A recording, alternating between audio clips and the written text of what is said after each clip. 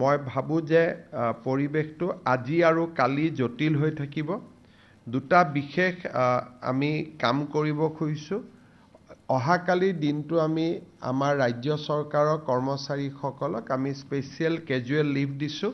যিসকলৰ কোৱাৰ্টাৰৰ লগতে অফিচ, তেওঁলোকে অফিচ কৰিব, কিন্তু যিসকলে দূৰৰ পৰা আহিব লাগে তেওঁলোকে অফিচ কৰাৰ প্ৰয়োজন নাই। কিন্তু যিসকলৰ কোৱাৰ্টাৰ আৰু অফিচ একে, তেওঁলোকে ডেফিনেটলি অফিচ কৰিব, আৰু যি দূৰৰ পৰা আহিব লাগে তেওঁলোকে অফিচ কৰাৰ প্ৰয়োজন নাই।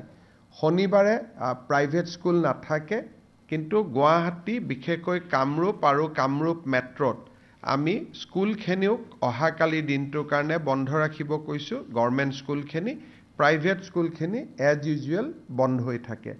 বাকী আমাৰ যিসকলে প্ৰাইভেট প্ৰতিষ্ঠান আদিত কাম কৰে তেওঁলোককো মই তেওঁলোকৰ স্বত্বাধিকাৰীসকলকো অনুৰোধ কৰিম যে যদি ক'ৰবাত দুজনৰ জেগাত এজন মানুহে দি দোকানখন চলাব পৰা যায়, দূৰৰ পৰা অহাজনক অহাকালিৰ দিনটো আমি ছুটি দিলে বেয়া নহয়, কিন্তু আমি চৰকাৰৰ পৰা সেইটো অৰ্ডাৰ কৰিব খোজা নাই।